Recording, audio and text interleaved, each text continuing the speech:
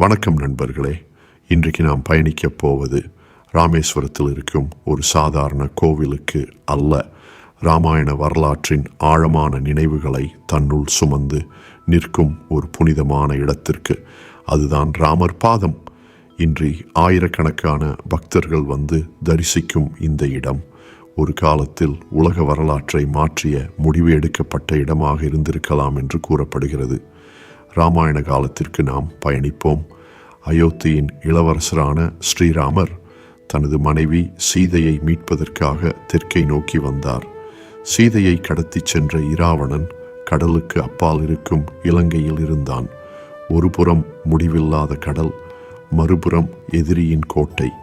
இந்த இரண்டு உலகங்களுக்கிடையில் நின்ற ராமரின் மனநிலை எப்படி இருந்திருக்கும்? அந்த கேள்விக்கான பதிலை தேடும்போது நம்மை இந்த ராமர் பாதம் தலம் வரவேற்கிறது. புராண கதைகளின்படி ராமர் இந்த உயரமான குன்றின் மீது நின்று இலங்கை இருக்கும் திசையை நோக்கி பார்த்ததாக நம்பப்படுகிறது.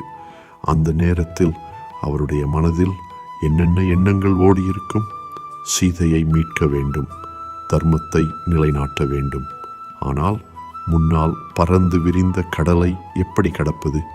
இந்த சிந்தனைகள் அனைத்தும் இங்குதான் உருவானதாக பக்தர்கள் கருதுகின்றனர். இன்று நாம் பார்க்கும் இந்த பாதை சுவடுகள் அந்த மகத்தான தருணத்தின் நினைவு சின்னமாக கருதப்படுகின்றன.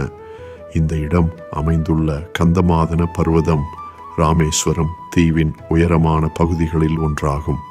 இங்கிருந்து சுற்றி பார்க்கும்போது கடல், நகரம், கோவில்களின் கோபுரங்கள் என அனைத்தும் கண்களுக்கு விருந்தாக காட்சியளிக்கின்றன.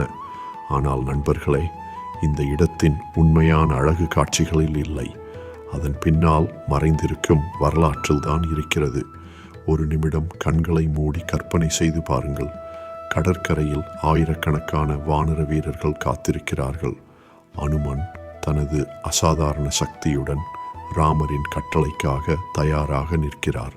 சுக்ரீவன், ஜாம்பவான் மற்றும் பல வீரர்கள் போருக்கான திட்டங்களை வகுக்கிறார்கள். அவர்களுக்கிடையில் அமைதியாக நின்று கடலை நோக்கி பார்க்கிறார் ஸ்ரீராமர்.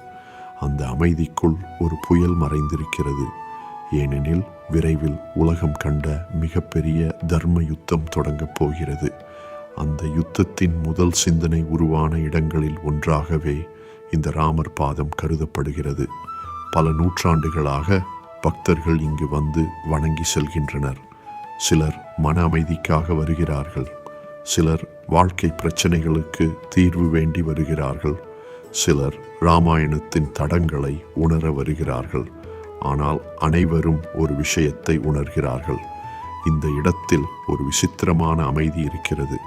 காற்று வீசும் ஒவ்வொரு நொடியும் ராமாயணத்தின் கதைகளை கிசுகிசுப்பது போல உணர முடிகிறது. அதனால்தான் ராமேஸ்வரம் வரும் பக்தர்கள் ராமநாத சுவாமி கோவிலை தரிசித்த பிறகு இந்த ராமர் பாதம் தலத்தையும் தவறாமல் தரிசிக்கிறார்கள். ஏனெனில் இது ஒரு கோவில் மட்டுமல்ல, ஒரு வரலாறு, ஒரு நம்பிக்கை, ஒரு காவியம், ஒரு காலத்தை கடந்த ஆன்மீக சின்னம். இன்றும் அந்த பாத சுவடுகளை பார்க்கும்போது தர்மம் எப்போதும் வெல்லும் என்ற ராமரின் செய்தி நம் மனதில் ஒலிக்கிறது.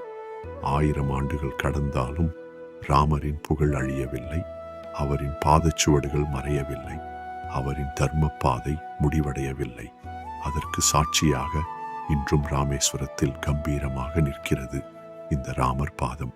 இது போன்ற ஆன்மீகம் சார்ந்த தகவல்களுக்கு சம்ராட் ஆன்மீகம் சேனலை சப்ஸ்கிரைப் செய்து ஆதரவு அளிக்க மறக்காதீர்கள். ஜெய் ஸ்ரீராம்.